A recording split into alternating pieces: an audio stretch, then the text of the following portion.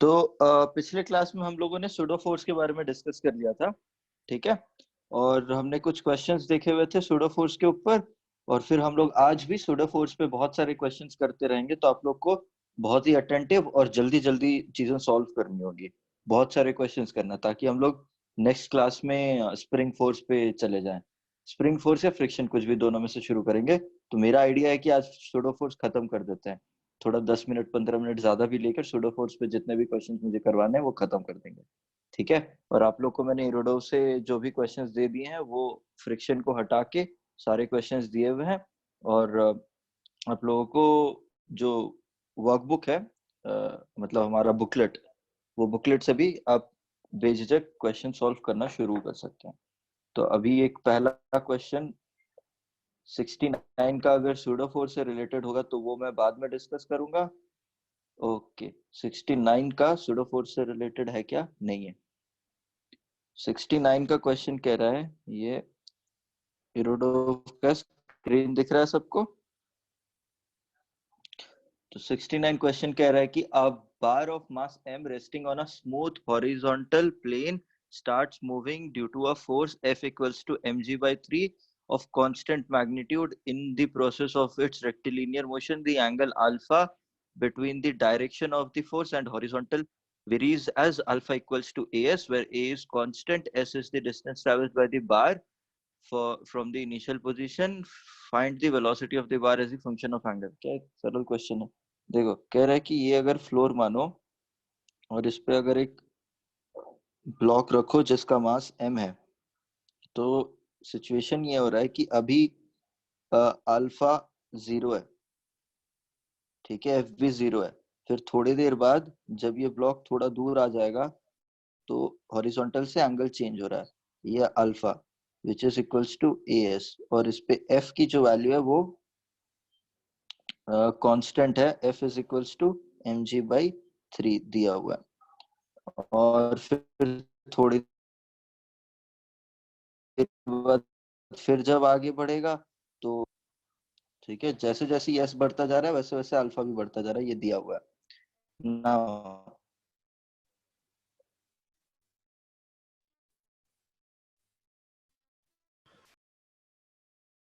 Diagram बनाएंगे हम, और हॉरिजॉन्टल एफ की वजह से वो बॉडी मूव करेगा। ऑफ कोर्स ये हॉरिजॉन्टल एफ ऐसा नहीं है, at an angle at any instant अगर हम लोग देखें तो ये हॉरिजॉन्टल है, हॉरिजॉन्टल से एंगल एफ पे लगेगा और ये एंगल अल्फा बना रहा है विच इज इक्वल्स टू ए। तो इधर की डायरेक्शन पे एफ कॉस अल्फा होगा और वर्टिकल की डायरेक्शन पे एफ साइन अल्फा होगा। सो F cos alpha is equals to mass times of acceleration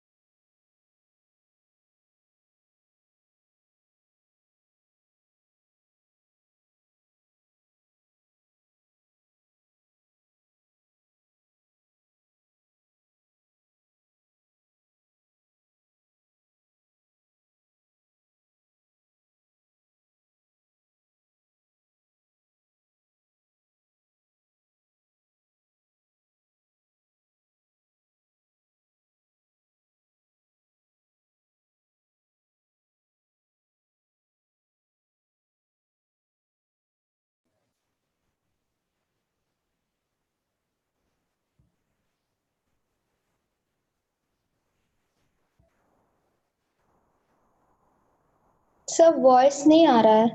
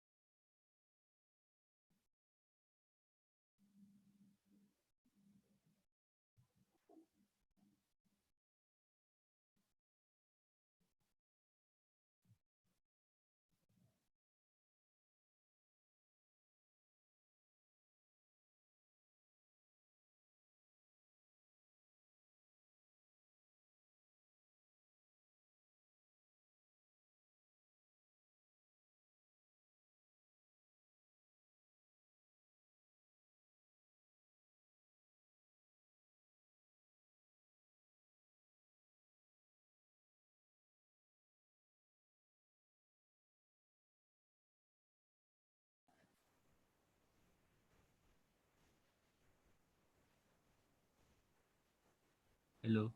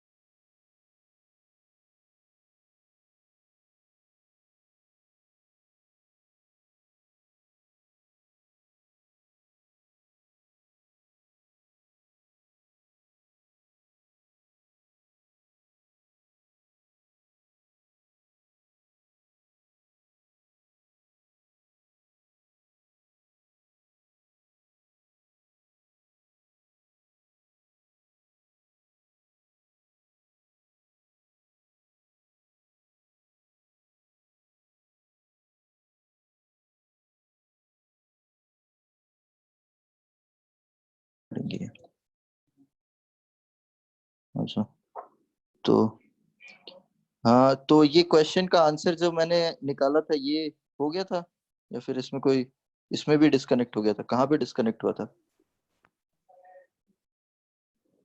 आप आंसर बता रहे थे तो आवाज नहीं आ रहा था, लेकिन समझ हाँ गया ठीक है, फिर। 169 का आंसर ये रहा यहाँ पे, ठीक है। Yes. 169 का आंसर यहाँ पे लिखा हुआ है, और क्वेश्चन नंबर 1 जो मैंने अभी बताया हुआ है ये यहाँ पे, ठीक है। क्वेश्चन नंबर 1 है कि ये ब्लॉक है, this is the block. Block के अंदर एक ब्लॉक बॉल है जो कि इसके सीलिंग से टाइड है, और इस ब्लॉक का बॉल का मास 1 किलोग्राम है। ब्लॉक को मैंने 10 मीटर पर सेकेंड स्क्वायर के साथ एक्सेलरेट किया हुआ है। आपको टेंशन इन दी स्ट्रिंग बताना है। नेक्स्ट क्वेश्चन है कि ये फ्लोर है हॉरिजॉन्टल, पुली में स्ट्रिंग है, स्ट्रिंग से मास अटैच्ड है। मैंने एक तरफ से स्ट्रिंग को 2 mg फोर्स के साथ पुल कर रहा हूँ। आपको force exerted by the supporting table बताना है। जल्दी जल्दी आंसर बताते जाओ मेरे को क्वेश्चंस का।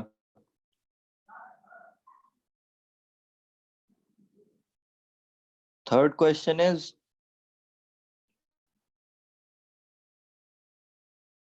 वेज, दोनों एंगल 30 डिग्रीज है। यहाँ पे पुली,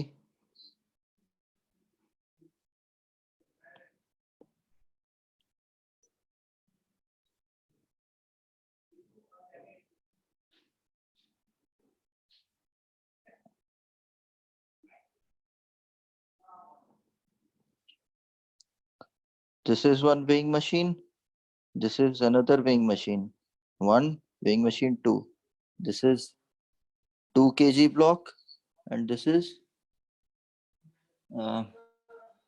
another 2 kg block for suppose।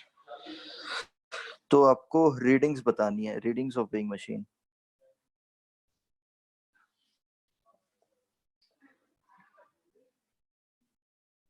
Sir एक बार फिर से बताइए ना सर, क्वेश्चन 2 में क्या करना है? क्वेश्चन 2 में force exerted by the supporting table बताना है। ये ब्लॉक है, ब्लॉक स्ट्रिंग के साथ अटैच्ड है, ओवर दी पुली जाके दूसरे एंड से 2 mg फोर्स से हम ब्लॉक को खींच रहे हैं।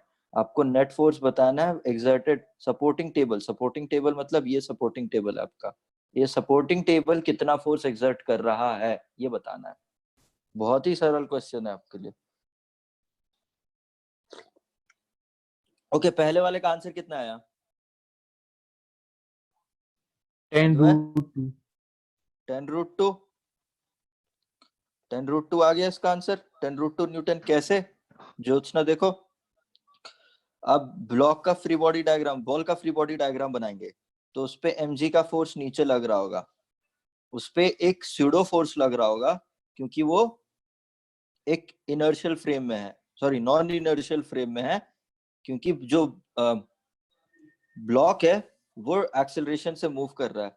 तो उस नॉन इनर्शियल फ्रेम के रेफरेंस में, उस नॉन इनर्शियल स्टेटमेंट समझो, उस non inertial frame of reference पे जब हम फ्री बॉडी डायग्राम बनाएंगे तो उस बॉल पे एक स्यूडो फोर्स लगेगा जो कि acceleration of the non inertial frame multiply by the mass हो जाएगा, और इस पे एक टेंशन भी लग रहा होगा। अब जब इस पे इस डायरेक्शन, पहले तो अब अगर यहाँ पे कोई एक्सेलरेशन नहीं होता तो नीचे mg लग रहा होता, ऊपर टेंशन लग रहा होता, दोनों एक दूसरे को बैलेंस कर रहे होते हैं।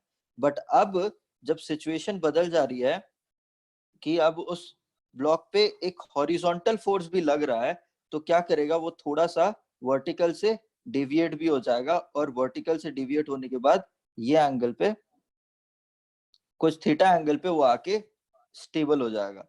तो टेंशन क्या हो जाएगा? Tension will be equal to ma² plus mg²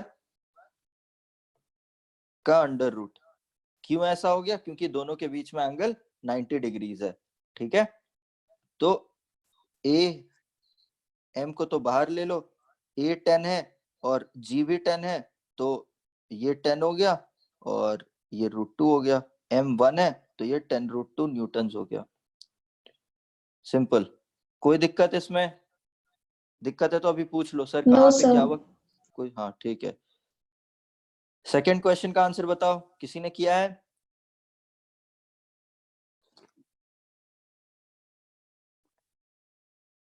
second question Advait?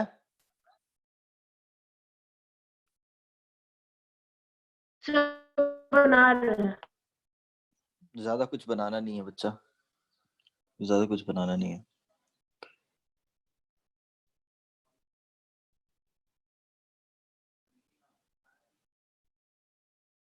इधर देखो, क्वेश्चन में पूछा हुआ है सपोर्टिंग टेबल की वजह से बनाना है, ज्यादा कुछ बनाना नहीं, बहुत ही आसान question, with in 1 second solve होना चाहिए। सपोर्टिंग टेबल फोर्स कैसे लगाएगा? सपोर्टिंग टेबल फोर्स लगाएगा through the connection with the pulley. Clear? तो पुली पे जितना फोर्स लग रहा है स्ट्रिंग के वजह से, वही फोर्स रिएक्शन की तरह पुली वापस थ्रो करेगा, तभी जाके न्यूटन्स थर्ड लॉ एप्लीकेबल हो पाएगी। तो पुली अगर देखेंगे तो पुली पे एक साइड पे 2 mg लग रहा है और दूसरे साइड पे टेंशन लग रहा है। ठीक है, और टेंशन कितना हो जाएगा? टेंशन की वैल्यू बता सकते हो आप लोग? टेंशन कितना हो जाएगा? mg 2 mg होगा। मैंने जब टेंशन में बता रहा था तभी मैंने बताया जितना यहाँ पे टेंशन होगा उतना यहीं पे टेंशन होगा, तो टेंशन दोनों जगह पर बराबर होगा। अभी इसमें एक्सेलरेशन वाला फंडा तुम कुछ नहीं लेकर आओगे, ठीक है, कितना एक्सेलरेशन हो रहा है, ऑफ कोर्स इसका एक्सेलरेशन जी की तरह ऊपर होगा, कोई दिक्कत ही नहीं है। बट क्योंकि यहाँ से फोर्स, आप जितना फोर्स अप्लाई करोगे उतना ही फोर्स रोप में प्रोपोगेट होगा, और वही टेंशन जाके पुली के दूसरे साइड पे भी लगेगा। तो पुली के दोनों साइड पे आपको टेंशन टी लग रहा है, पुली के दोनों साइड पे टेंशन टी लग रहा है, तो पुली नेट जो है वो रूट टू टी रिएक्शन देगा, and T is equals to 2 mg, so the net force exerted is 2 root 2 mg। ठीक है, बहुत ही सिंपल क्वेश्चन था, बस कॉन्सेप्ट बताने के लिए मैंने आपको बता दिया। नाउ रीडिंग बताओ। यहाँ पे मैंने आपको क्या बताया था, वेइंग मशीन हमेशा रीडिंग कौन सी देता है, नॉर्मल फोर्स की रीडिंग देता है। तो यहाँ पे नॉर्मल फोर्स क्या है,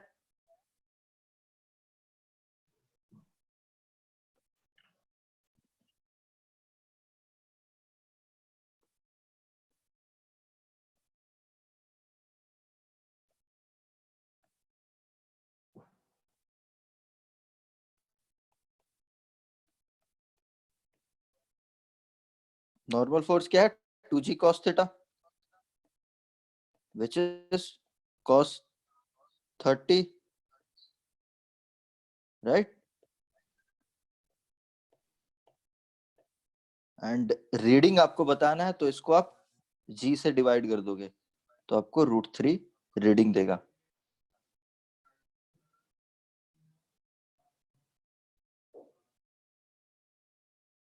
ठीक है, √3 kg रीडिंग देगा। अब क्योंकि यहाँ पे दोनों ब्लॉक के मासेस सेम है, दोनों ब्लॉक के मासेस सेम है, तो कोई एक्सेलरेशन का फंडा ही नहीं है।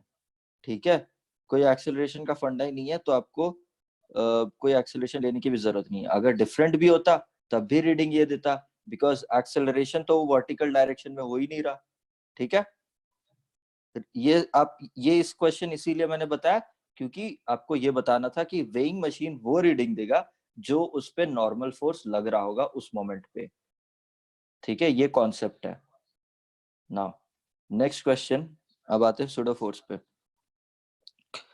क्वेश्चन इज, लिफ्ट है, लिफ्ट पे वेज है, वेज के ऊपर ब्लॉक है, वेज का एंगल 30 डिग्रीज है, ये मास आप ले लो, कुछ भी ले लो, ये डिस्टेंस आप L ले लो, this distance is L horizontal, sorry incline पे, ये ऊपर की डायरेक्शन में एक्सेलरेट कर रहा है विद एन एक्सेलरेशन g/2। आपको टाइम बताना है, अगर ये पॉइंट A है और ये पॉइंट B है, time to reach from A to B, जल्दी बताओ।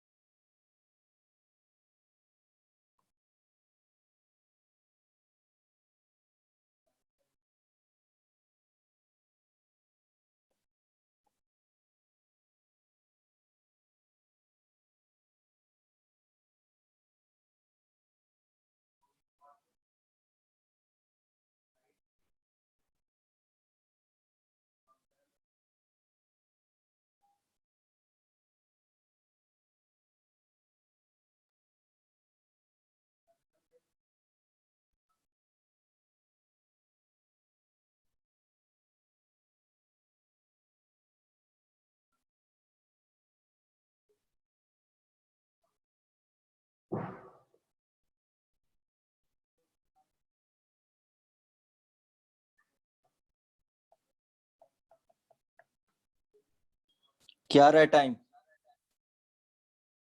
Root over 8L by 3G. Very good. Yes. Root over 8L by 3G.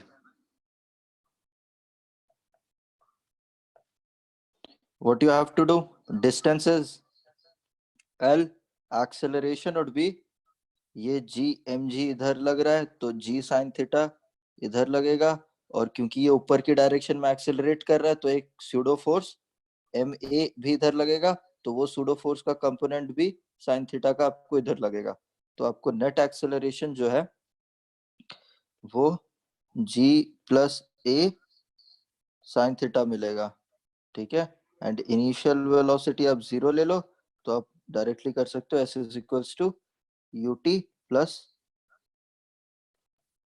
Half a t square, this is 0। आपको यहाँ पे l सब्स्टिट्यूट करना है और यहाँ पे a1 की वैल्यू सब्स्टिट्यूट करनी है, बाकी सब आंसर आपको आ जाएगा, ठीक है। नाउ ये कंस्टेंट इक्वेशन सॉल्व करो। दिस इज द हॉरिजॉन्टल, यहाँ पे मैन है, man is pulling both sides of the string with uniform velocity, ये पुली से कनेक्टेड है, नीचे सब कुछ सिस्टम ये बड़े मास से कनेक्टेड है। कंस्टेंट इक्वेशन निकालो।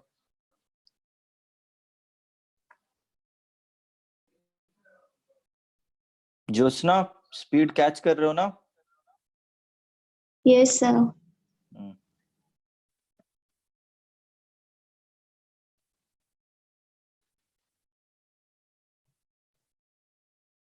सर ऊपर कीजिए ना।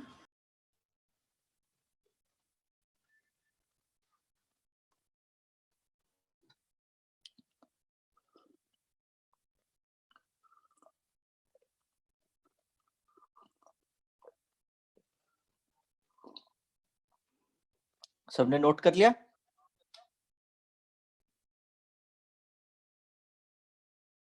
No sir.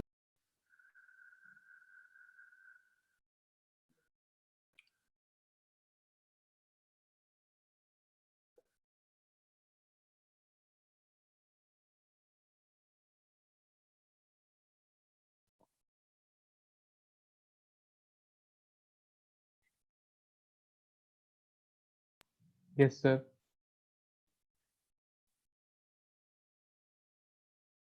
कोई बचा है अभी भी?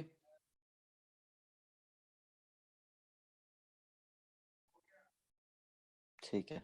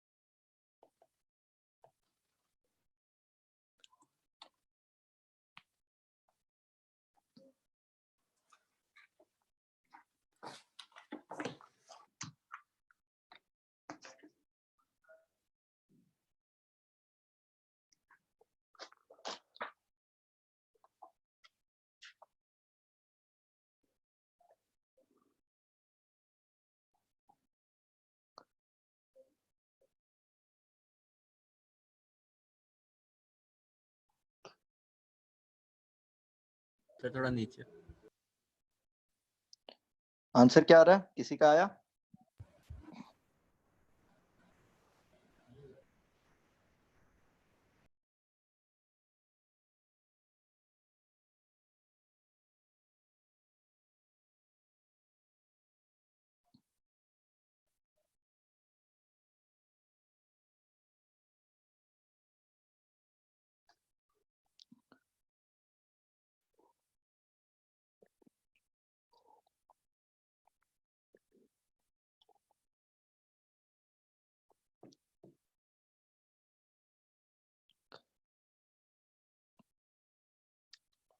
हिंट है, हिंट ये है कि ये स्ट्रिंग एक है तो यहाँ पे एक्सटेंशन x ले लो,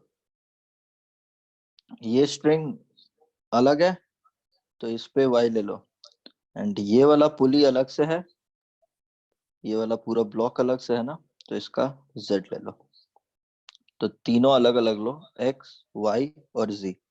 एंड आप ये पता करो dx by dt will be equal to u, dy by dt will be also equal to u, and dz by dt आपका v है यहाँ पे।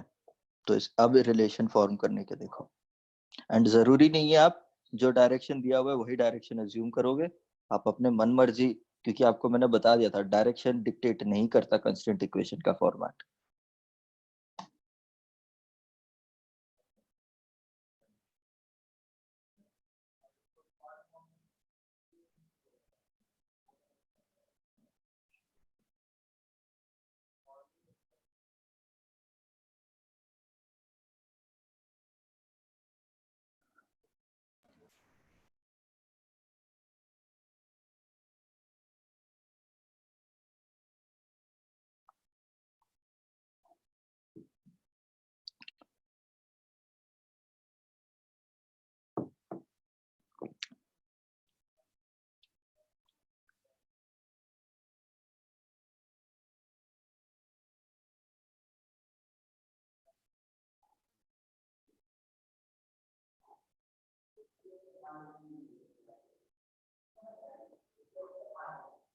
तो 3u/4 किसने कहा? Sir Arvind. Very good, right answer. Solve the next question.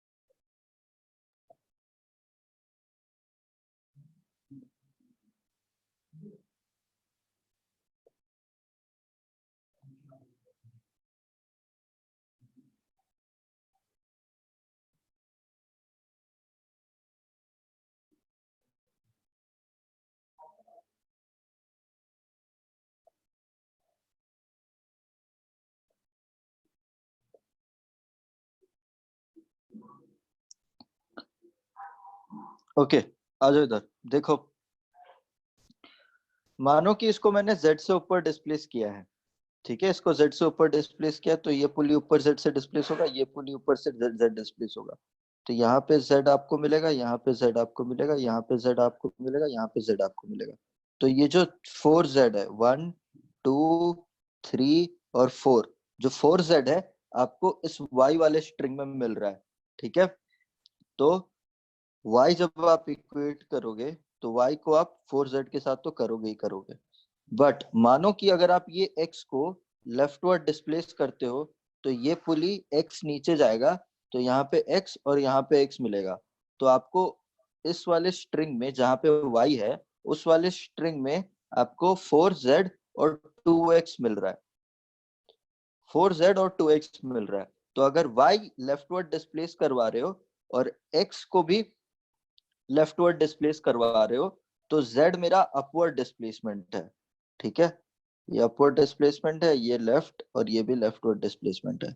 Now अब अगर इसको मैं डिफरेंशिएट कर दूं तो dy by dt will be equal to 4 times of dz by dt will be equal to 2 times of dx by dt. So dy by dt is u 4 times of dz by dt, which is v, v plus 2 times of dx by dt. Now यहाँ पे जो u दिया हुआ है और आपने जो dx by dt लिए हो तो वो माइनस की साइन में होना चाहिए, तो इसीलिए यहाँ पे ऑपोजिट डायरेक्शन में है ना, जो वहां पे u दिया हुआ था तो माइनस ही हो गया, and so hence it turns out to be v equals to 3u by 4. All right, move करें आगे. So, ठीक है, तो ये वाले क्वेश्चन देखो. तो पहले वाला जो क्वेश्चन है इसमें, find the normal reaction, find the normal reactions acting on the system. जब वेज का एक्सेलरेशन a है तब ये क्वेश्चन है, ठीक है, पहला वाला. फिर दूसरे वाले में क्या कह रहे हैं, ये एक्सेलरेशन को तो आप भूल जाओ अभी, ठीक है. दूसरे वाले केस में क्या है कि फ्लोर है, फ्लोर के ऊपर वेज है, वेज के ऊपर मास है. तो अब ये वेज को मैं F फोर्स से खींच रहा हूं, तो वो कितना फोर्स की वैल्यू होनी चाहिए ताकि ये ब्लॉक रेस्ट पे हो, क्वेश्चन ये है. So that M remains at rest, वो फोर्स की वैल्यू फाइंड आउट करनी है. तीसरे क्वेश्चन में क्या है कि सेम सेटअप है, सिस्टम ये है, वेज है, वेज के ऊपर ब्लॉक है. तो अब आपको बताना है कि ये पूरा सिस्टम को मैं रेस्ट पे छोड़ रहा हूं, तो दोनों का एक्सेलरेशन क्या है. तीनों क्वेश्चन करो जल्दी जल्दी से.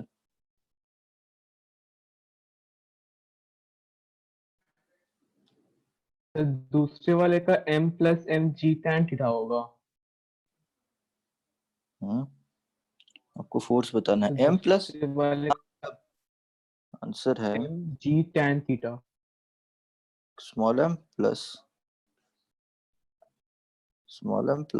Capital M plus multiplied by g tan theta.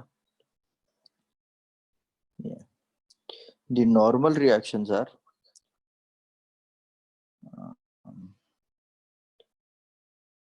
ये अगर n1 मानो और ये n2, तो n1 is n2 cos theta mg and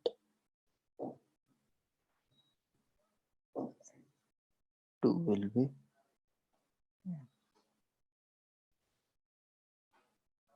mg cos theta plus a sin theta.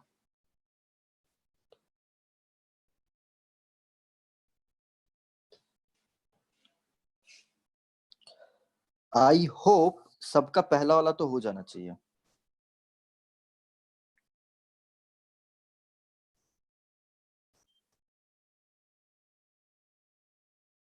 हो गया है ना पहला वाला सबका. करने की जरूरत है, कोई भी करने के लिए हैंड रेज कर लो, किसी को अगर पहला वाले के सॉल्यूशन चाहिए मैं कर दूंगा यहाँ पे. ठीक ठीक ठीक ठीक ठीक ठीक ठीक ठीक ठीक.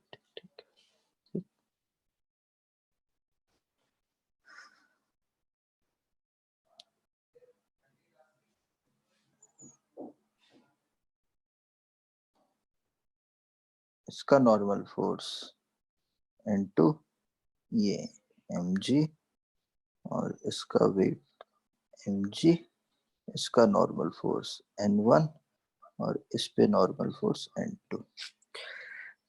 ये फ्री बॉडी डायग्राम हो गया, इसमें कोई दिक्कत नहीं होनी चाहिए, ठीक है. अब मैं क्या कह रहा हूं कि मैं इसको फॉरवर्ड डायरेक्शन में ए एक्सेलरेशन के साथ पुल कर रहा हूं. तो अब क्योंकि वेज मेरा एक्सेलरेट कर रहा है और वेज के ऊपर ब्लॉक है, तो ब्लॉक मेरा नॉन इनर्शियल फ्रेम में है. तो ब्लॉक नॉन इनर्शियल फ्रेम में है, तो इस ब्लॉक का अगर हम लोग नॉन इनर्शियल फ्रेम में फ्री बॉडी डायग्राम बनाएंगे तो वो ब्लॉक एक सूडो फोर्स एक्सपीरियंस करेगा ऑपोजिट डायरेक्शन में, और उस सूडो फोर्स की वैल्यू हो जाएगी mass of the block multiplied by the acceleration of the non inertial frame. ठीक है. अब अगर मुझे एंगल्स पता चल जाएंगी तो आंसर आ जाएगा.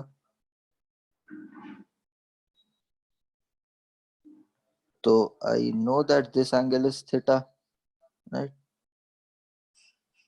So this angle is theta, which this angle is theta, right? So this is mg plus a, sorry, mg cos theta यहाँ पे हो जाएगा और इसका कंपोनेंट ma का कंपोनेंट ma sin थीटा हो जाएगा इस डायरेक्शन में। बाकी इधर इधर mg sin थीटा, यहाँ पे ma cos थीटा। तो n2 is mg cos theta plus ma sin theta. And similarly यहाँ पे इसका horizontal is this is the vertical, so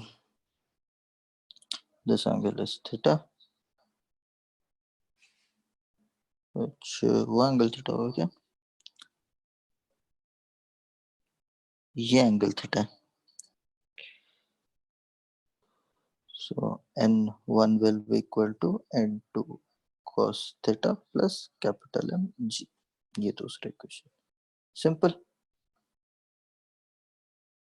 ठीक है? कोई दिक्कत पूछो। अब Aditya mike Yes, sir. On कर लो प्लीज। मुझे बताओ यहाँ पे दिक्कत कहाँ फेस हो रही थी? Where were you facing problem? एक चीज बताओ सर, मैं देखा कि हाथ खड़ा है किसका, मेरा नहीं था, मतलब ये मेरे को नहीं पता कैसे हो गया रेज हैंड। क्या नहीं पता चल रहा बताओ? अरे मेरा रेज हैंड अपने आप से मैंने किया ही नहीं सर। अच्छा, मतलब आपको पता चल गया था, आप कह रहे हो ना? ठीक ठीक नहीं, ठीक मैंने हाथ नहीं खड़ा किया था सर, रेज हैंड नहीं ठीक किया ठीक था। ठीक। तो आपको पता थी ना, मतलब बात? हाँ ठीक है, तो कोई दिक्कत नहीं। ज्योत्सना, आपके साथ भी ऐसी था क्या? Yes sir. तो आपको अभी मतलब दिक्कत कोई फेस नहीं कर रहे थे इस पे? सर एमए का कंपोनेंट किधर जाएगा, मतलब सीडो फोर्स का, वो नहीं समझ में आया, वो हाँ हम चलो नहीं लिए देख लो, थे। तो देखो, तो एम ये वाला तो पता चल गया था कि डायरेक्शन ऐसा होगा, है ना? क्योंकि एक्सेलरेशन इस डायरेक्शन पे हो रहा था, तो सूडो फोर्स का डायरेक्शन ये हो जाएगा। और आपको कंपोनेंट किस डायरेक्शन में लेना है, कभी भी कंफ्यूजन हो तो आपको, मैंने जब हम लॉस ऑफ मोशन स्टार्ट कर रहे थे तब हमने ये बातें करी थी कि जिस डायरेक्शन में बॉडी की टेंडेंसी होगी मोशन की, उस डायरेक्शन में आप फोर्सेस को रिजॉल्व करोगे, ठीक है? ये मेरा जो ब्लॉक है स्मॉल एम, इसकी टेंडेंसी है मूव करने की डाउनवर्ड द इंक्लाइन, ये इंक्लाइन के ऐसे नीचे जाएगा, ठीक है? तो ये एक एक्सिस हो गया जिसके अबाउट आप अलोंग द इंक्लाइन बोलेंगे, उस एक्सिस के अबाउट आप रिजॉल्व करोगे। और एक कंपोनेंट हो जाएगा परपेंडिकुलर टू द इंक्लाइन, ठीक है? जिस डायरेक्शन में टेंडेंसी, अगर बॉडी हॉरिजॉन्टली प्लेस्ड है तो आप हॉरिजॉन्टल कंपोनेंट और वर्टिकल कंपोनेंट लेते हो। अगर बॉडी एक इंक्लाइन पे प्लेस्ड है तो आप, बॉडी टेंडेंसी होती है अलोंग द इंक्लाइन मूव करने की, तो आप कंपोनेंट, जो भी कंपोनेंट्स को रिजॉल्व करोगे वो अलोंग द इंक्लाइन और perpendicular to the incline resolve करोगे, ठीक है ये बात? Yes sir. हम अभी याद रखना इस चीज को, ठीक है? अगर आपने अभी इसमें, मैं और भी तरीके से आपको सॉल्व करके दिखा सकता हूँ, बट अभी ज्यादा कंफ्यूजन नहीं करते हैं ना। दीज आर मेजरमेंट्स, एक चीज मैं क्रिस्टल क्लियर कर दूं, ये जो भी मैंने फ्री बॉडी डायग्राम बनाया, जब भी मैं बोल रहा हूँ इसे एक बार गांठ बांध लो। These are FVDs drawn in non inertial frame of reference.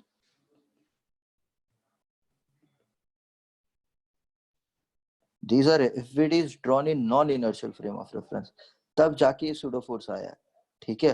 Ground के फ्रेम ऑफ रेफरेंस में ये नहीं है, ठीक है? ग्राउंड के फ्रेम ऑफ रेफरेंस में हम अभी क्वेश्चंस देखेंगे उस पे कैसे, जैसे कि ये वाला क्वेश्चन बी वाला है, इस पे हम दोनों ग्राउंड के फ्रेम ऑफ रेफरेंस पे और non inertial frame of reference पे भी दोनों जगह करके देखेंगे, ठीक है? ये ए वाला क्वेश्चन करो, चलो फोर्स निकालो ताकि रेस्ट पे हो। अरविंद आपका बी हो गया, ए दोनों का एक्सेलरेशन बताना मेरे को। अच्छे से समझ में नहीं आया वो क्वेश्चन, मतलब क्वेश्चन क्या प्रोजेक्ट है पे यहाँ दिए पे? हैं, उसके बाद हम लोग को निकालना है एक्सेलरेशन। हाँ, मैंने क्या करा, मैंने फ्लोर पे वेज रखा, वेज के ऊपर मैंने ब्लॉक को रख दिया। अब मैं ये सिस्टम को छोड़ दिया ऐसे ही, तब मुझे बताना है कि एक्सेलरेशन क्या होगा दोनों का। कैपिटल एम का तो 0 होगा। नहीं होगा। देखो क्यों जीरो होगा, फिजिक्स समझो यहाँ पे, क्यों जीरो होगा। अब सिंपल देखो, ग्राउंड कैपिटल एम पे नॉर्मल फोर्स लगा रहा है, और ये ब्लॉक अभी हमने यहाँ पे देखा है, ये ब्लॉक वेज पे भी नॉर्मल फोर्स लगा रहा होगा। सिमिलरली वेज ब्लॉक पे नॉर्मल फोर्स लगा रहा है, वेज पे इसका वेट भी लग रहा है, ठीक है, और इसका नेट कंपोनेंट यहाँ पे mg sin थीटा भी आ रहा है। तो ये mg sin थीटा के कंपोनेंट की वजह से ये डाउन द इंक्लाइन एक्सेलरेट करेगा, और क्योंकि ये ब्लॉक इस वेज पे n sin into sine theta के कंपोनेंट से हॉरिजॉन्टल फोर्स लगा रहा है, तो ब्लॉक वेज भी एक्सेलरेट करेगा। समझे बात? Yes sir. क्यों मूव करेगा, अभी जो आप सवाल पूछ रहे थे क्यों मूव करेगा, आपको मिला जवाब? करो अभी फिर। यस सर, इसके पहले क्वेश्चंस में हम लोग वेज को फिक्स रखते थे इसलिए। नहीं, वेज को मैंने कहीं पे भी फिक्स नहीं रखा। सर मतलब जब शुरू में हम लोग निकालते थे। हाँ, शुरू में कहीं पे भी हम लोग कभी, मतलब इस क्वेश्चन से पहले हमेशा वेज फिक्स था, बट इस केस में वेज भी मूव कर रहा है। जब वेज मूव करेगा, क्योंकि अब सूडो फोर्स में हम लोग आ गए ना, तो हम लोग जो फ्रेम है, जिस प्लेटफॉर्म पे ऑब्जेक्ट खड़ा है, उसको भी मूव करवा रहे हैं, ठीक है। तो यहाँ पे वेज भी मूव कर रहा है।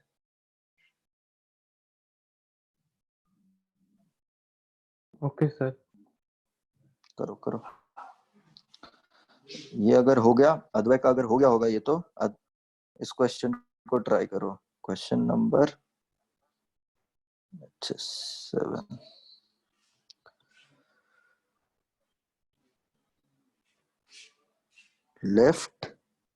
लेफ्ट के अंदर सीलिंग से अटैच्ड पुली के एक साइड स्ट्रिंग में मास m, दूसरे साइड में मास m2। लिफ्ट को I am giving a vertical acceleration a। I have to find out tension in this string.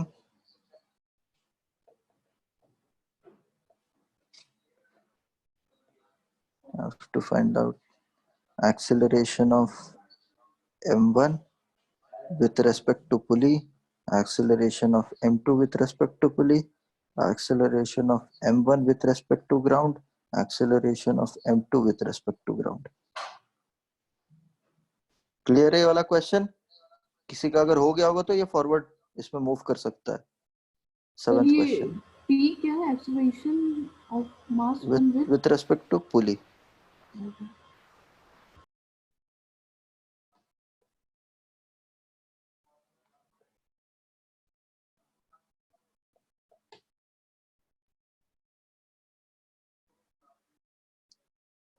Aditya कहाँ चले गए? आदित्य का नेट, आदित्य तो है यहाँ पे, कोई एक मिसिंग है क्या यहाँ पे? अभी मैं गया था सर, अच्छा, जब वो वाला क्वेश्चन समझा थे। आप है ना, आपका नेटवर्क अगर डिस्ट्रप्टेड चल रहा है तो फिर आप ऑनलाइन देख लो, है ना? ओके, इसका वाला बी वाला देखते हैं। ठीक ठीक ठीक, बी वाला देखो, जो ये वाला क्वेश्चन है। इसको ये समझा दिए सर? किसको है समझा रहे हैं भाई? समझा रहे आए हैं। तो ये मेरा फ्लोर हो गया, फ्लोर पे वेज हो गया, वेज पे ब्लॉक हो गया, ब्लॉक ये हो गया, इसको मैं एफ से पुल कर रहा हूँ, कैपिटल एम। ओके, तो मुझे ये बताओ, अगर मैं पुल कर रहा हूँ और ये रेस्ट पे है, ब्लॉक रेस्ट पे है, तो क्या मैं इसको ऐसे लिख सकता हूँ, दोनों सेम एक्सेलरेशन से मूव कर रहा होगा, हाँ या ना? है ना, दोनों सेम एक्सेलरेशन से मूव कर रहा होगा, और अगर वो एक्सेलरेशन ए है तो मैं ये लिख सकता हूँ, ठीक है। तो अगर मेरा वेज और ब्लॉक वाला दोनों का सिस्टम ए एक्सेलरेशन से मूव कर रहा है, तो मेरा वेज एक एक्सेलरेशन से मूव कर रहा है, तो मतलब veg is a non-inertial frame and block उस non-inertial frame पे placed है, तो the block would be experiencing a pseudo force. ये कैसे pseudo force? क्योंकि डायरेक्शन पॉजिटिव एक्स एक्सिस में एक्सेलरेट कर रहा है नॉन इनर्शियल फ्रेम, तो एक pseudo force एक्सपीरियंस करेगा नेगेटिव एक्स एक्सिस पे, एंड इस पे एक नॉर्मल फोर्स भी लग रहा होगा. ठीक है. नाउ इसको रिजॉल्व करेंगे हम.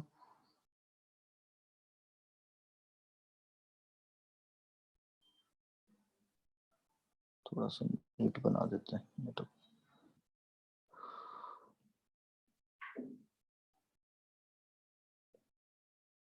जी एम ए और एन वर्टिकल,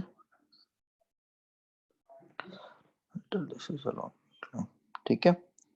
तो अब आपको रेस्ट पे रखना है, रेस्ट पे रखना है, तो मैं क्या बोलूंगा कि ये एंगल थीटा है and this angle is theta, so mg sin theta and ma cos theta. तो ज्योत्सना देख लो, this is along the incline, this is along the incline. Body की टेंडेंसी है to move along the incline, तो net force along the incline कितना मिल रहा है? mg sin theta minus ma cos theta के बराबर. ये नेट फोर्स मिल रहा है अलोंग द इंक्लाइन. तो क्योंकि अलोंग द इंक्लाइन अब मेरे को इसको मूव नहीं करवाना है, इसको रेस्ट पे रखना है, so this must be equal to 0. So अगर ये 0 है तो क्या कहोगे आप? tan theta will be equal to a by g. So if tan theta is equals to a by g, ये एक्सप्रेशन को निकालो और f is equals to m plus capital M and ये g tan theta लिख दो. Clear इतनी बात? Yes sir.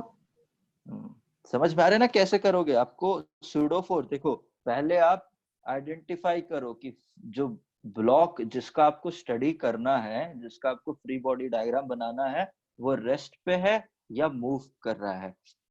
ठीक है. वो फ्रेम, तो अगर वो जिस प्लेटफॉर्म पे है वो अगर मूव कर रहा है तो कांस्टेंट एक्सेलरेशन के साथ मूव कर रहा है या फिर कांस्टेंट वेलोसिटी के साथ मूव कर रहा है. कांस्टेंट वेलोसिटी के साथ मूव कर रहा है तो कोई दिक्कत नहीं है. अगर वो एक्सेलरेट कर रहा है तो वो नॉन इनर्शियल फ्रेम हो जाता है. और अगर नॉन इनर्शियल फ्रेम है तो जो बॉडी प्लेटफॉर्म पे खड़ा है उस पे एक सूडो फोर्स लगेगा. किस डायरेक्शन में? उसकी डायरेक्शन हो जाएगी opposite to the direction of acceleration of the non-inertial frame. And कितने magnitude का pseudo force लगेगा? That will be mass of the body जो study कर रहे हो multiplied by the acceleration of the non-inertial frame. ठीक है, ये आइडिया रखना है. Alright. अब आते हैं आखिरी वाले क्वेश्चन पे.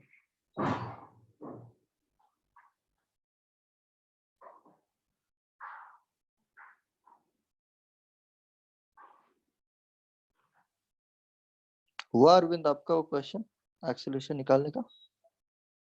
Yes sir. ठीक है, देख लो. तो दूसरा वाला क्वेश्चन पे चले जाओ.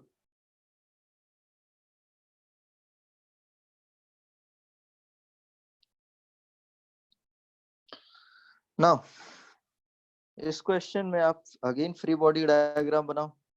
जो ब्लॉक का फ्री बॉडी डायग्राम बनाएंगे तो उसका mg नीचे लगेगा और ये n ऊपर लगेगा. रिजॉल्व करेंगे इसको अलोंग द इंक्लाइन, तो ये mg sin थीटा लगेगा, ये mg cos थीटा लगेगा. और अगर वेज का फ्री बॉडी डायग्राम बनाएंगे तो इधर पे इसका कैपिटल mg लग रहा है, ऊपर n1 फोर्स लग रहा है मानो नॉर्मल रिएक्शन, और एक n2 लग रहा है. सो इसको रिजॉल्व करेंगे तो ये एंगल थीटा है ना, ये थीटा है ना, नहीं, नीचे वाला थीटा,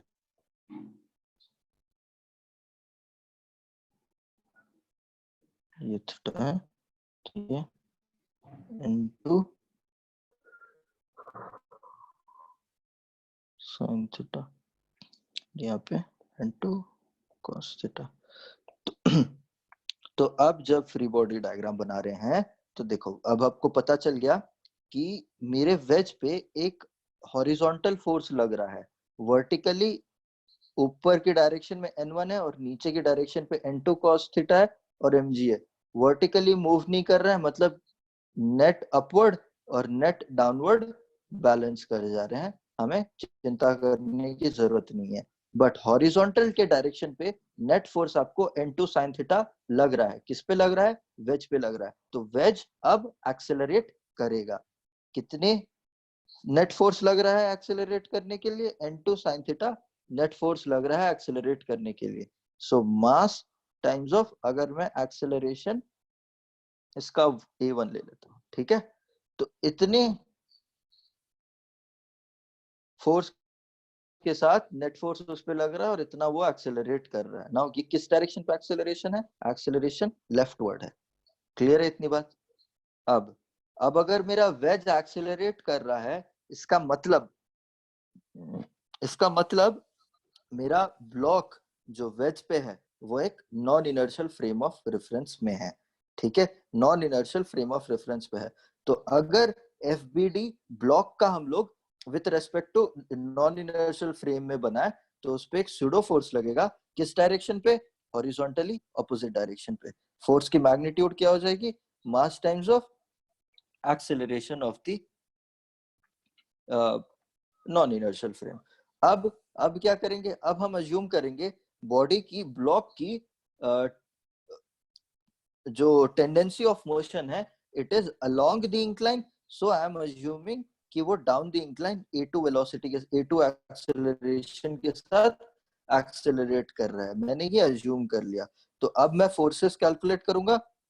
तो ये MA का रिजोल्यूशन भी बिकॉज यहाँ पे ये आ जाएगा MA1 cos थीटा एंड ये MA1 sin थीटा।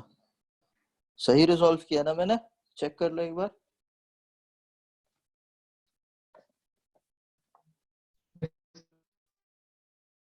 हाँ ठीक। तो नेट इसको देखो, ये दोनों का मिला के इसको डाउनवर्ड द इंक्लाइन फोर्स लग रहा है एंड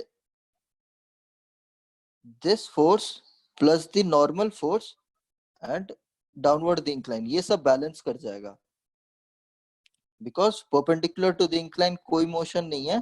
तो इसीलिए MA1 sin theta plus n will be equal to mg cos theta, क्योंकि वर्टिकल डायरेक्शन में कोई एक्सेलरेशन नहीं है। बट नेट आप देखो हॉरिजॉन्टल डायरेक्शन में downward the incline accelerate force, आपको नेट फोर्स मिल रहा है जिसकी मैग्नीट्यूड इतनी है। ये किस डायरेक्शन में मिल रहा है आपको? डाउनवर्ड द इंक्लाइन मिल रहा है। इसीलिए मैंने डाउनवर्ड द इंक्लाइन एक्सेलरेशन को a2 कंसीडर किया हुआ है, ठीक है। ये हो गया मेरा वैल्यूज एंड 2 लिया हुआ है, तो मतलब ये n2 है, ठीक है, ये n2 है। तो a2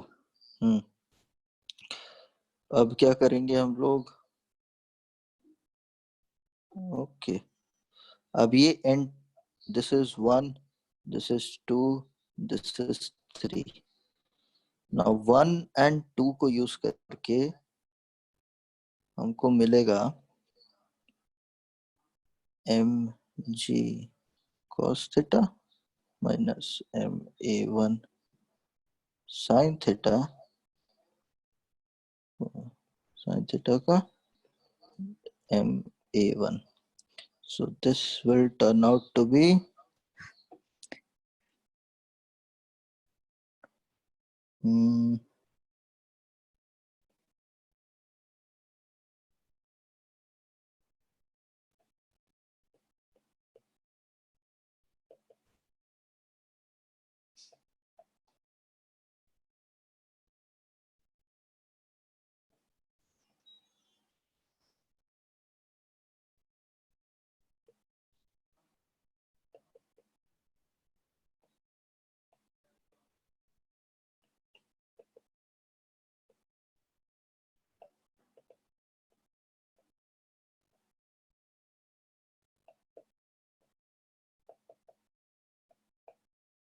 ठीक है,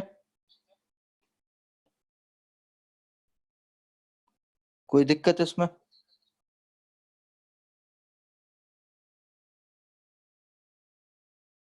कहीं पे भी दिक्कत हो तो पूछ लो।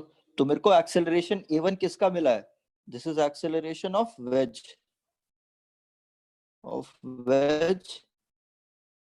डायरेक्शन क्या है इसका? डायरेक्शन है लेफ्टवर्ड। नाउ हेलो बच्चों, हो ना तुम लोग वहां पे? आवाज आ रही है ना तुम सबको? Yes sir. Yes sir. ठीक है। फिर हमने a1 मिल गया हमको, हम ये a1 को इक्वेशन 3 में सब्स्टिट्यूट करेंगे तो हम लोग को a2 मिल जाएगा।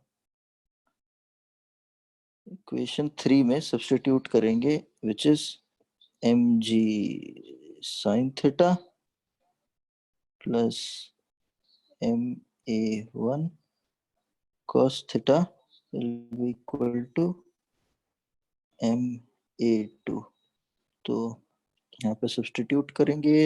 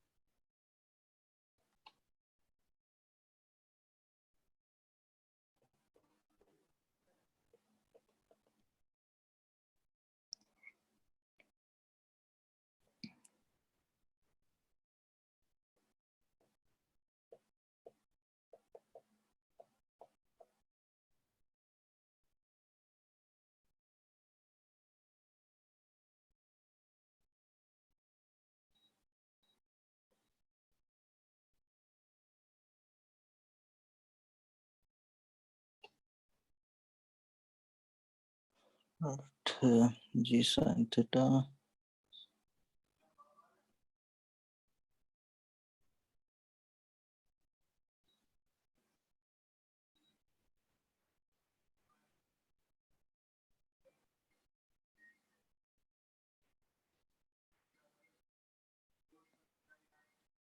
कहीं तो कुछ गड़बड़ हुआ है, कहीं तो कुछ गड़बड़ हुआ है।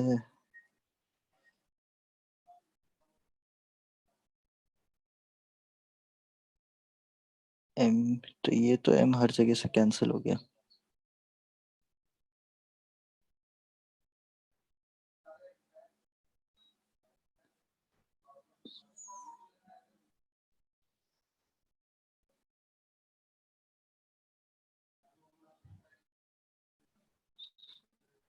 तो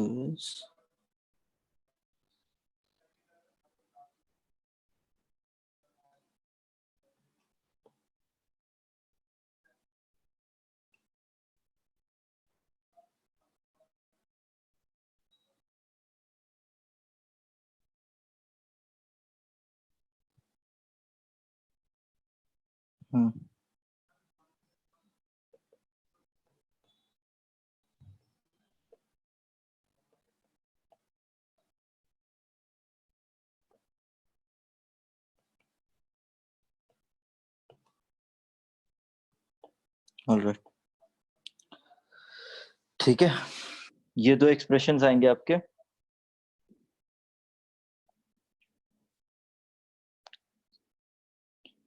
क्लियर है इतनी बात?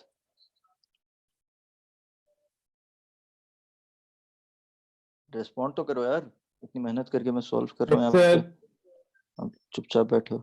नाउ इंटरेस्टिंग चीज देखो बच्चा, this is acceleration of block with respect to what? बताओ।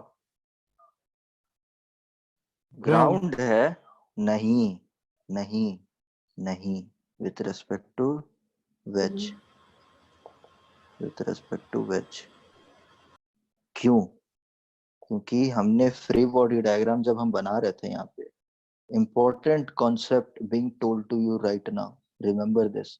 क्योंकि जब हम फ्री बॉडी, यहाँ पे मैं स्टार्टिंग से ही बोल रहा हूँ, these are the free body diagrams drawn in inertial, non-inertial frame of reference. What is the non-inertial frame of reference? Wedge is the non-inertial frame of reference.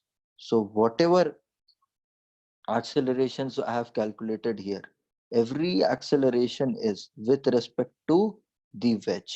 ये जो यहाँ लिखा हुआ है, this is not with respect to the ground, with respect to the wedge.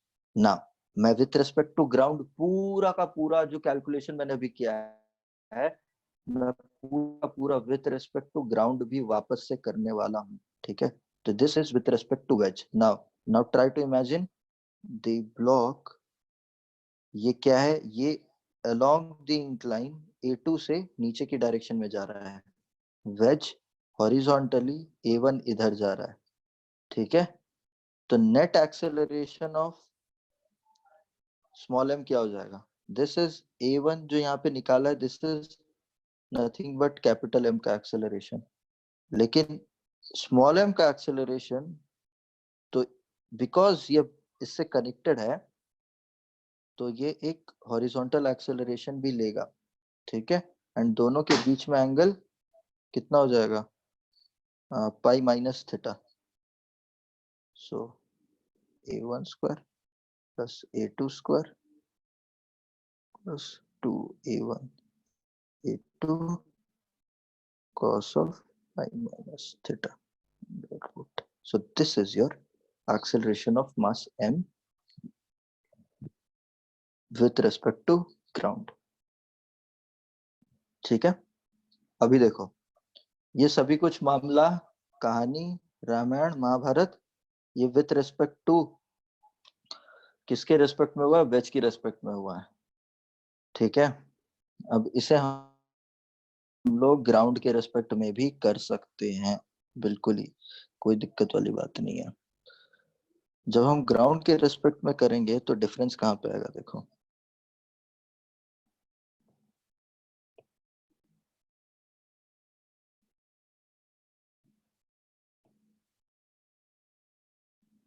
आप लोगों को जब हम कंस्ट्रेंट इक्वेशंस डील कर रहे थे, तो मैंने इंक्लाइंड प्लेन्स में जब भी कंस्ट्रेंट इक्वेशंस फुली लगा के बताया हुआ था, मैंने for example this,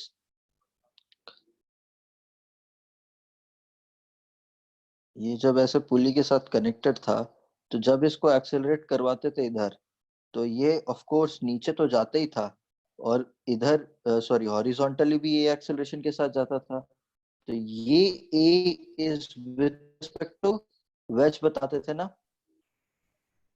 sir with इस रेस्पेक्ट केस टू वेज. में वो with respect to wedge calculate करते समय हम लोग स्यूडो फोर्स कंसीडर क्यों नहीं करते थे?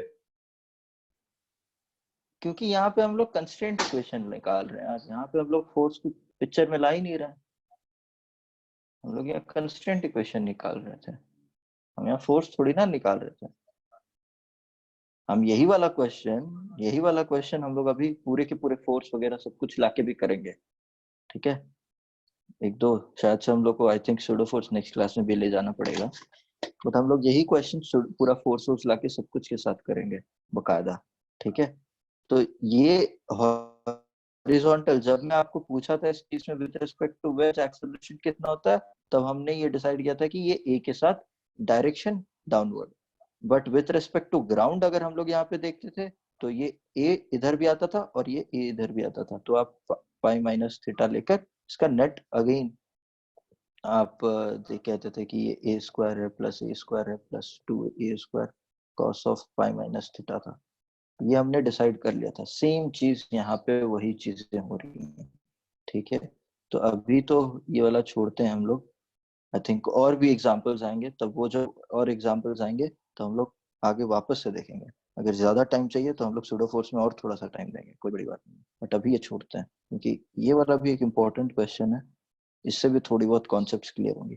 ये तो क्लियर है ना कि हमने यहाँ पे जब हम सूडो फोर्स की बातें कर रहे हैं, तब हम एक नॉन इनर्शियल फ्रेम की बात करेंगे, और जब हम नॉन इनर्शियल फ्रेम की बात करेंगे तब उस पे जो ब्लॉक पे स्यूडो फोर्स लग रहा होगा वो उसके ऑपोजिट डायरेक्शन में लग रहा होगा, और जो भी एक्सेलरेशन हम देंगे वो with respect to the non inertial frame of reference हम निकालेंगे, ठीक है। तो यहाँ पे इसीलिए ये वाला with respect to non inertial frame था।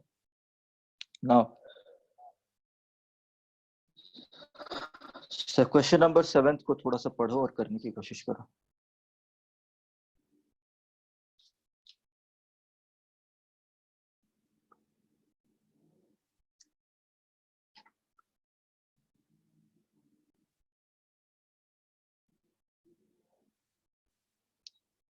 हिंट ये है कि मैंने आपको कंस्ट्रेंट इक्वेशंस में ये वाला क्वेश्चन दिया था कि यहाँ पे m1 है, यहाँ पे m2 है, ये पुली का एक्सेलरेशन ap है, और इनके बीच में कंस्ट्रेंट रिलेशन निकालने को कहा था, और फिर इसके ऊपर टेंशन भी निकालने को कहा था। तो ये वाला क्वेश्चन आपने किया था, सेम चीज यहाँ पे भी अप्लाई होगा। नहीं किया था तो वो सब कुछ हम लोग अभी वापस से कंस्ट्रेंट रिलेशन वाला डिस्कस करेंगे जब हम ये क्वेश्चंस को सॉल्व करेंगे। देखो, सोचो और थोड़ा समझो।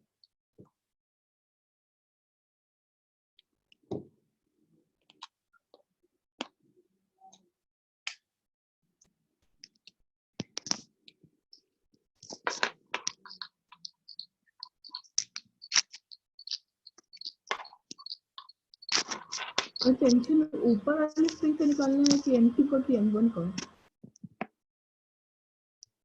हेलो, कुछ पूछा आपने? Yes sir. क्या?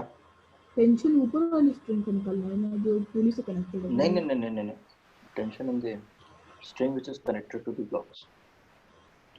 Okay sir.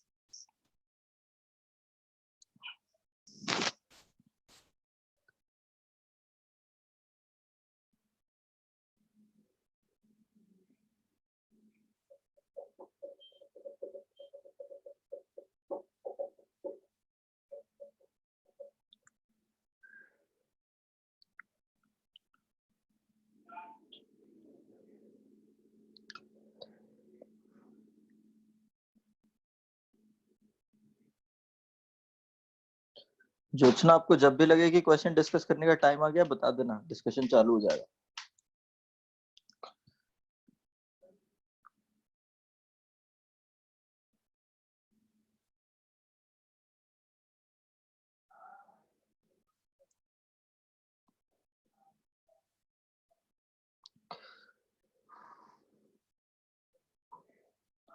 स्क्रीन दिखना बंद हो गया क्या?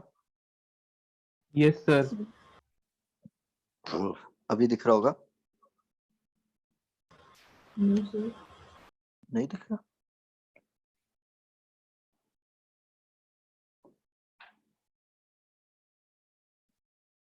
Wait wait wait wait.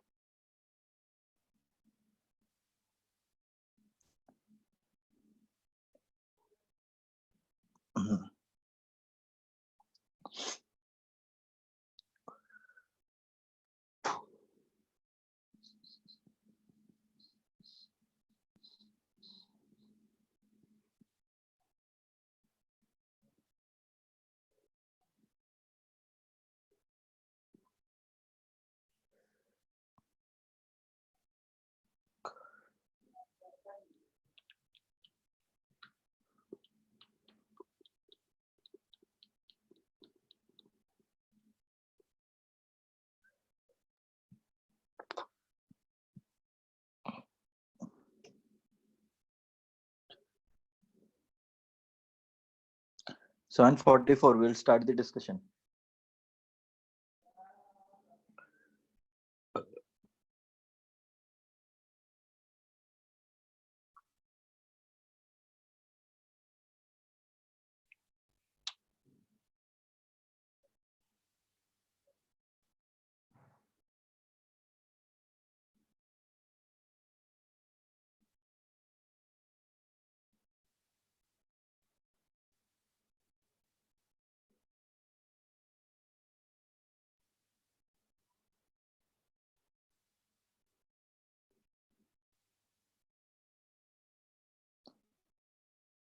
हाँ, पहले ये बताओ, आप लोग को वर्कशीट्स मिल रहे हैं क्या आपके टेलीग्राम ग्रुप पे? हाँ सर, अभी तक 7 वर्कशीट शायद मिले हैं। हाँ, तो क्या वो सॉल्व करना शुरू नहीं कर रहे क्या आप लोग? सर किया है सर सॉल्व। कह रहे थे कि आप लोगों ने अभी कहा था ना कि मैथमेटिकल टूल्स पे ही मिले अभी तक, है ना? Yes sir. Yes sir. तो सॉल्व कर, उनमें से अगर कुछ हो तो पूछ सकते हो आप लोग मेरे को, बिंदास। सर स्क्रीन चलो फिर से यार, टैप हो गया। अरे कर रहे हैं यार, ये एक्चुअली कुछ काम नहीं कर रहे तो वो बंद हो जा रहा है ना, स्लीप पे चला जाता है। आ जाओ भाई, डिस्कशन चालू करते हैं इस पे, देखते हैं मामला क्या है।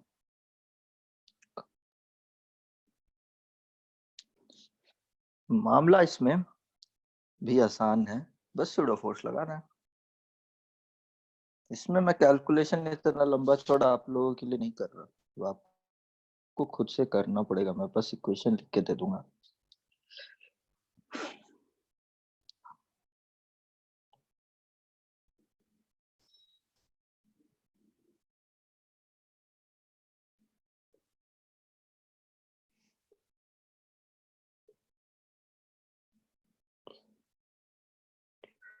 Alright, free body diagram with respect to pulley. With respect to ground नहीं करूँगा, क्या है, लिफ्ट। हाँ, lift with respect to lift है, ठीक है सब कुछ। mg नीचे, टेंशन ऊपर, m2 का, m2g नीचे, mt ऊपर। अब क्योंकि अब मैं विथ रिस्पेक्ट टू क्या कहूँगा, विथ रिस्पेक्ट टू, मानो कि ये A1 ऊपर है, ये A2 ऊपर है। ठीक है। और हाँ, पहली चीज कि ये पुली जो है, अगर ऊपर लिफ्ट एक्सेलरेट कर रहा है विद एन एक्सेलरेशन a, तो ये पुली भी ऊपर एक्सेलरेट कर रहा होगा विद एन एक्सेलरेशन a, ठीक है। तो पुली अगर एक्सेलरेशन a से ऊपर जा रहा है, तो मैं अगर कहूँ, हाँ ठीक ठीक ठीक, क्लियर है अभी।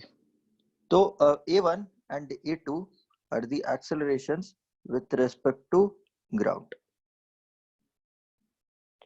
Now A1p and A2p are the acceleration of the masses with respect to pulley. So मुझे ये बताओ, with respect to pulley, चाहे पुली का कुछ भी एक्सेलरेशन हो, with respect to pulley, अगर मेरे को स्ट्रिंग में टेंशन मेंटेन करना है, तो टेंशन जो है स्ट्रिंग का, वो मेरा कंस्ट्रेंट हो गया है। तो अगर मेरे को स्ट्रिंग में टेंशन मेंटेन करना है, तो क्या ये मैं बोल सकता हूँ एक्सेलरेशन ऑफ पुली वेक्टोरियली, ये ट्रू होगा। ये मेरा कंस्ट्रेंट इक्वेशन है, कोई दिक्कत? पुली के रेस्पेक्ट में, पुली के रेस्पेक्ट में ये मास जितना ऊपर मूव करेगा, मैं कह रहा हूं, और उतना ही एक्स अगर ये मूव करता है ऊपर पुली के रेस्पेक्ट में, तो उतना ही इसको नीचे A1 with respect to P की पुली जगह पुली गलती पुली से आप pulley A1 pulley with pulley respect pulley to- pulley pulley pulley pulley A1 with respect to pulley, उतना ही A2 को नीचे आना पड़ेगा विथ रेस्पेक्ट टू पुली। जब हम ऐसे सीलिंग के साथ मिलाते हैं, जब सीलिंग स्टेशनरी होता है, तो हम क्या कहते हैं कि यहां से अगर हम लोग रेफरेंस ले ले, तो ये अगर x डिस्टेंस ऊपर गया है, तो इसे भी y x डिस्टेंस नीचे आना पड़ेगा, ठीक है। तो विथ रेस्पेक्ट टू पुली जितना ये ऊपर डिस्प्लेसमेंट जाएगा और उतना ही ये स्लैक यहाँ पे स्ट्रिंग में प्रोड्यूस करेगा, वो स्लैकनेस प्रोपोगेट होकर ये पार्ट ऑफ द ब्लॉक को उतना ही नीचे जाने पे कंस्ट्रेंट होगा। This is our constraint equation. Similarly with respect to pulley जितना A1 ब्लॉक ऊपर जाएगा जिस एक्सेलरेशन के साथ, उसी एक्सेलरेशन के साथ A2 को विथ रेस्पेक्ट टू पुली आना पड़ेगा। मतलब अगर ये ऊपर हुआ तो ये नीचे होगा। मैग्नीट्यूड वाइज दोनों का मैग्नीट्यूड सेम होगा, दोनों का मैग्नीट्यूड सेम होगा। वेक्टोरियली दोनों ऑपोजिट डायरेक्शन में होंगे। Easy to understand. Now acceleration of A with respect to pulley क्या हो जाएगा? acceleration of 1 minus acceleration of pulley, and this is acceleration of 2 minus of acceleration of pulley. Acceleration of pulley is nothing but acceleration of the lift. So acceleration of 1 minus A minus acceleration of 2 minus of A, which is plus हो जाएगा. So A1 plus A2 is equals to 2A. ये constraint relation है।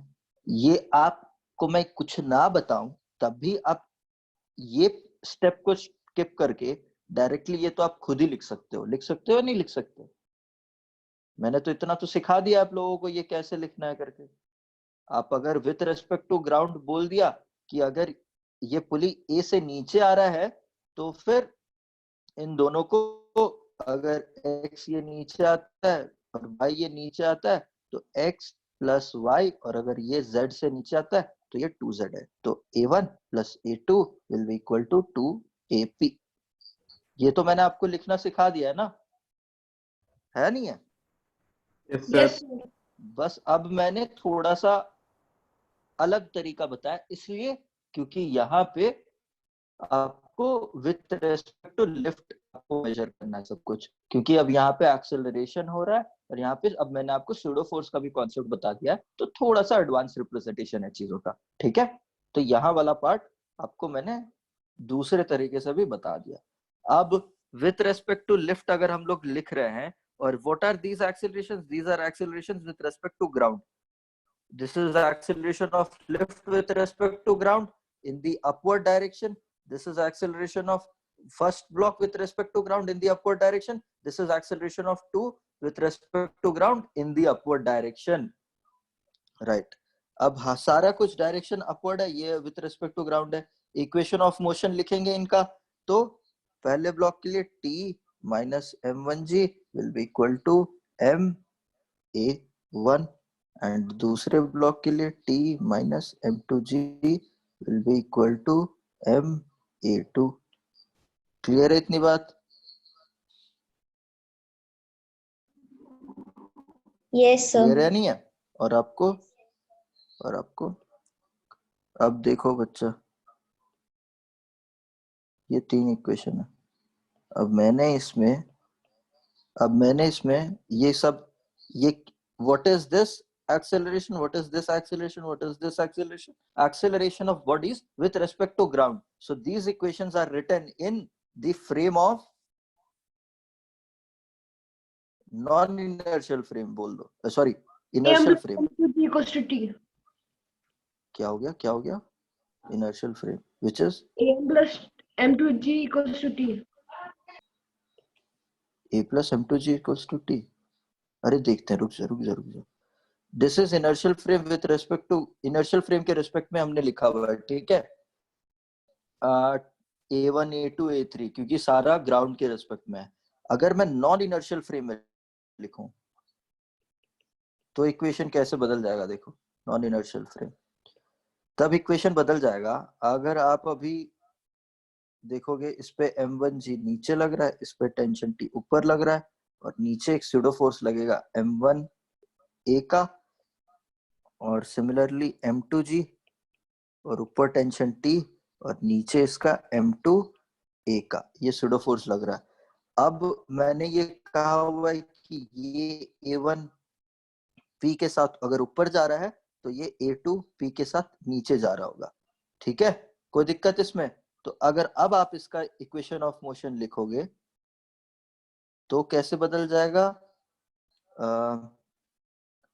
T minus M1G minus M1A will be equal to M1A1P and दूसरा M2G plus M2A minus T will be equal to M2A2P। इसमें आपको constraint equation की जरूरत नहीं पड़ी। ये दूसरा हो गया with respect to inertial frame, with respect to sorry non-inertial frame, with respect to inertial frame, which is your ground and this is your lift. Try and understand all these equations. कोई भी doubt मेरे को sir इसमें भी तो रहेगा sir एक constraint relation a1 equals to a2। हाँ तो वही तो, इसीलिए तो लिख दिया ना मैंने, एक का डायरेक्शन ऊपर लिखा हुआ है और दूसरे का डायरेक्शन नीचे लिखा हुआ है। कंस्ट्रेंट रिलेशन तो है भाई, एक का रिलेशन ऊपर है एक का रिलेशन नीचे है, एंड दोनों मैंने क्या कहा हुआ है यहाँ पे कि दोनों बराबर है और ऑपोजिट डायरेक्शन में है, तो मैंने यहाँ पे लिख दिया A1 एंड A2 बराबर है। आपको ये हाँ कंस्टेंट रिलेशन लिख दो यहाँ पे, A1P will be equal to A2P। ये तीसरा हो गया, 1 2 3। अच्छा, जो मैंने स्टेटमेंट कह दिया कि यहाँ पे कोई कंस्टेंट रिलेशन नहीं है, हाँ यहाँ पे कंस्टेंट रिलेशन दोनों बराबर का है। अच्छा भाई पूछो भाई सवाल इस पे, ग्राउंड फ्रेम और लेफ्ट वाले फ्रेम में, inertial frame and non inertial frame में।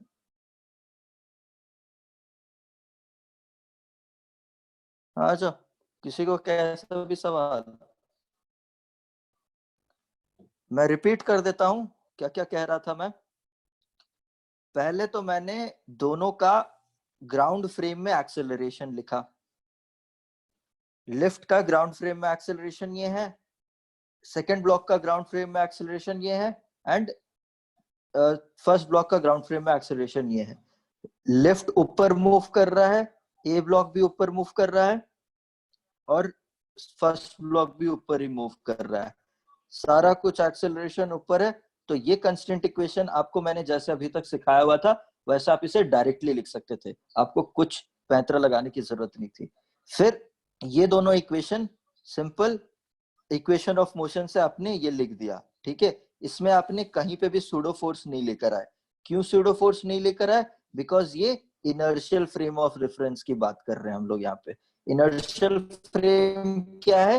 मेरा ग्राउंड इनर्शियल फ्रेम है, ग्राउंड कहीं मूव नहीं कर रहा है, ग्राउंड के रेस्पेक्ट में लिफ्ट मूव कर रहा है मेरा। ये सारा कुछ इक्वेशंस हमने ग्राउंड पे जो ऑब्जर्वर खड़ा है वो ये इक्वेशंस लिखेगा। सिमिलरली अगर हम लोग नॉन इनर्शियल फ्रेम में चले जाते हैं, लिफ्ट के फ्रेम में अगर इक्वेशन लिखने लगे, तो लिफ्ट के अंदर जो ऑब्जर्वर खड़ा रहेगा वो रिपोर्ट करेगा कि जितना फर्स्ट ब्लॉक ऊपर जा रहा है पुली के रेस्पेक्ट में, मतलब पुली का क्या, उसके रेस्पेक्ट में तो पुली भी स्टेशनरी है, तो ऑफ कोर्स इसीलिए वो बोलेगा कि जितना फर्स्ट ब्लॉक ऊपर जाएगा उतना ही सेकंड ब्लॉक नीचे जाएगा। तो ये कंस्टेंट इक्वेशन लिख दिया, एंड फिर उसके फ्रेम में आपको Newton's laws of motion apply करने के लिए आपको एक स्यूडो फोर्स को लेकर आना पड़ेगा, और वो स्यूडो फोर्स का डायरेक्शन क्या हो जाएगा? दोनों में डाउनवर्ड की डायरेक्शन में, ठीक है, दोनों में डाउनवर्ड की डायरेक्शन है। डाउनवर्ड क्यों? क्योंकि लिफ्ट ऊपर की डायरेक्शन में एक्सेलरेट कर रहा है, एंड स्यूडो फोर्स का मैग्नीट्यूड क्या हो गया? जिस बॉडी को स्टडी कर रहे हो उसको मल्टीप्लाई कर दोगे, उसके मास को मल्टीप्लाई कर दोगे आप उस बॉडी नॉन इनर्शियल फ्रेम का एक्सेलरेशन के साथ। सिंपली इस केस में भी उस बॉडी का मास को उस नॉन इनर्शियल फ्रेम के एक्सेलरेशन के साथ मल्टीप्लाई करके direction but non inertial frame के एक्सेलरेशन के डायरेक्शन के ऑपोजिट होगा, ठीक है। और इसके बेसिस पे मैंने यहाँ पे इक्वेशन ही लिख दिया। आप जब ये सब सॉल्व करोगे कहानी, तो अब बताओ, हाँ कौन बता रहा था? अद्वैत बता रहा था शायद से मेरे को, क्या रहा टेंशन का वैल्यू? अद्वैत कोई भी बताओ यार, टेंशन क्या आ रहा था? चलो कैलकुलेट करो और बताओ। 2m1 m2 a plus g by m1 plus m2। m1 m2 2m1 by m2 2m1 m2 into a plus g हाँ by m1 plus m2। दोनों प्रोसेस है, दोनों इक्वेशन से कैलकुलेट करके देखो, दोनों में सेम आना चाहिए। ये सर दोनों में सेम आ रहा है। और फिर सेकंड वाले का acceleration with respect to pulley, दोनों बराबर आएगा, कितना आएगा? m2 minus m1 by m2 plus m1 a plus g.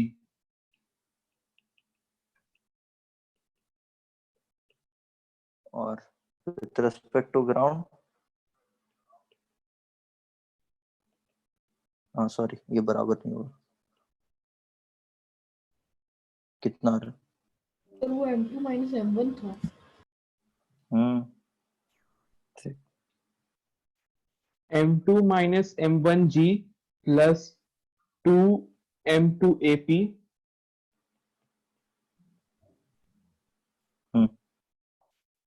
by m1 plus m2. और A2 आई थिंक E2 ये होगा,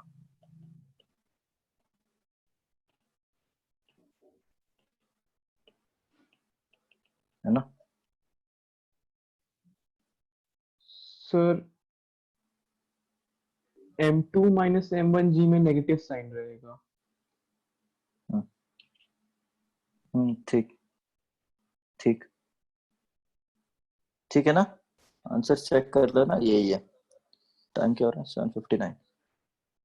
कुछ क्वेश्चन करना है या फिर कट लेना है, बताओ। थोड़ा सरल क्वेश्चन एक दो देख लेते हैं।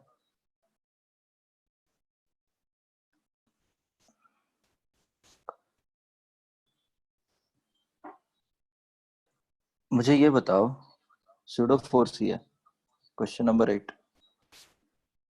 फ्लोर पे वेज पे कार्ट पे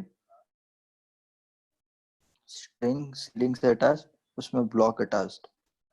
कार्ट ये थीटा है, डाउनवर्ड एक्सेलरेशन जी के साथ कार्ट नीचे आ रहा है। आपको बताना है टेंशन इन दी स्ट्रिंग कितनी होगी। इसका मास m है, टेंशन इन दी स्ट्रिंग कितनी होगी बताना है।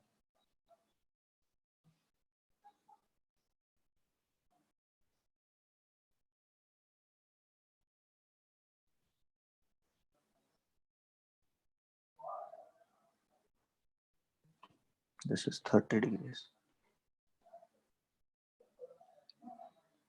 ये 2 मतलब 1 मिनट क्वेश्चन है ये।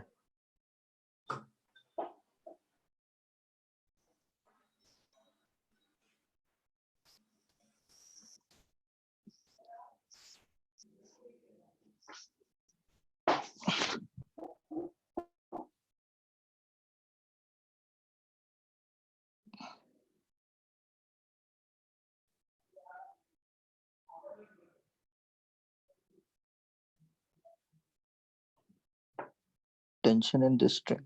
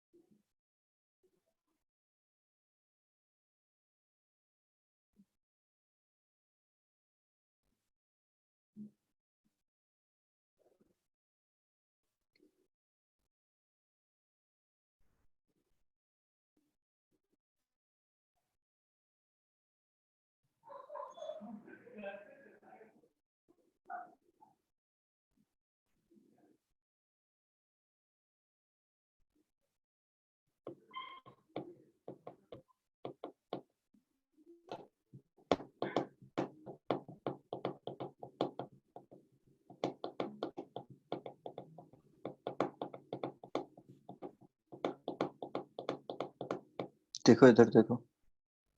So mg into root over 2 minus root 3. नहीं यार, सिंपल mg है। इधर देखो, इस पे mg नीचे डायरेक्शन लग रहा होगा, इस पे एक नेट फोर्स सूडो फोर्स लगेगा mg इधर, और दोनों के बीच में एंगल हो जाएगा ये 180 माइनस 30 डिग्री का। तो नेट फोर्स जो टेंशन किसी डायरेक्शन में भी लग रहा होगा दोनों का बैलेंस करने की तरह, तो tension will equal to mg square plus mg square plus 2mg का square cos theta. This will turn out to be mg। Check कर लो, कर मेरे को पूछो अभी।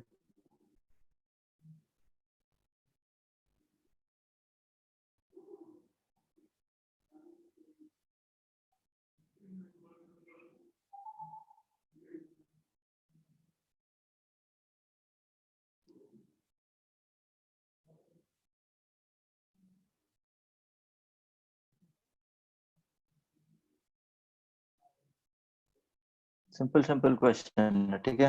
कॉन्सेप्ट क्या लग रहा है कि यहाँ पे सूडो फोर्स लगे। हाँ, वो 180 क्या डिग्रीज माइनस 60 डिग्रीज होगा। 180 डिग्री माइनस 60 डिग्री क्यों होगा? अरे यार, लेट्स देखते हैं। ये लॉन्ग लाइन है, ये हॉरिजॉन्टल है, ये वर्टिकल है, ये परपेंडिकुलर टू द इंक्लाइन है। mg नीचे लग रहा है, ये mg है। Now I know that this angle is 30 degrees and this angle is 90 degrees। तो ये कितना हो रहा है? 120 हो रहा है ना? हाँ ठीक है, 60 होगा। बेसिकली ये एंगल कितना हो रहा है सर?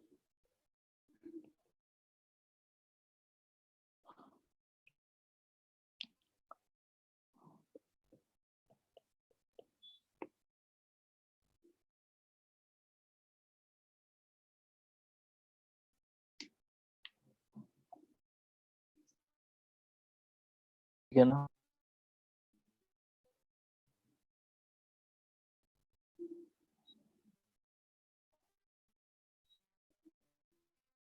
चलो ठीक है, क्लास यहाँ पे समाप्त करते हैं। और भी क्वेश्चंस हैं, हम लोग नेक्स्ट क्लास में पिकअप करेंगे। नेक्स्ट क्लास में प्रोबेबली हम लोग सूडो फोर्स डिस्कस करेंगे। आप लोग के लिए काम हो जाएगा कि आप लोग को जो मैंने एरोडो से क्वेश्चंस दिए हुए हैं वो क्वेश्चंस करने हैं फर्स्ट, प्लस आप बुकलेट उठा लीजिए अगर आपके पास एरोडो जैसे कि जोचना है। आप बुकलेट से प्लीज जो भी मैंने बुकलेट दिया हुआ है उस बुकलेट से आप एग्रेसिवली सॉल्व करना शुरू कीजिए। और अगर if you like are able to get hands on Cengage का क्वेश्चन बैंक, तो that is well and good, वो प्रेफरेबल होगा आपके लिए। बट अगर वो नहीं है तो फिर आप बुकलेट से क्वेश्चन सॉल्व कीजिए। बाकियों के लिए भी बुकलेट है प्लस एरोडोव भी है, ठीक है। और एचसीवी तो ऑफ कोर्स आई थिंक आप लोग शायद से कर ही चुके होंगे, तो जो लोगों ने नहीं किया हुआ वो एचसीवी से भी उठा सकता है। पॉइंट है इसकी, हर जगह से एग्रेसिवली क्वेश्चन सॉल्व करना शुरू करो, क्योंकि अगर आपने अभी अगर सॉल्व नहीं किया तो इवापोरेट हो जाएगा कॉन्सेप्ट आपके माइंड से। और अगर आपको फिक्स करना है आपके दिमाग में कि कॉन्सेप्ट कहाँ कैसे अप्लाई करे जाते हैं, तो आपको अभी से ही उस कॉन्सेप्ट को अप्लाई करते करते क्वेश्चन सॉल्व करने होंगे, ठीक है। मैं कोशिश कर रहा हूँ कि जितने ज्यादा क्वेश्चन, जितने different types of question class में करवा पाऊँ मैं आपको क्लास में करवा दे रहा हूँ। बट एट द एंड वो सारे क्वेश्चन मैं सॉल्व कर रहा हूँ, तो मुझे तो समझ में आ जा रहा है, बट आप लोग को समझ में आने के लिए आपको खुद वो क्वेश्चन सॉल्व करना पड़ेगा, ठीक है। तो तभी आप लोगों को कॉन्फिडेंस आएगा। और जैसे ही फ्लो फोर्स खत्म होता है हम लोग फ्रिक्शन स्प्रिंग फोर्स शुरू कर देंगे, ठीक है। क्लास यहाँ पे समाप्त है। Okay, thank you guys. कोई सवाल किसी तरीके का है तो पूछ लो अभी। किसी को कुछ पूछना? नहीं, ठीक, thank you guys. Thank you sir. Thank you sir. Thank you thank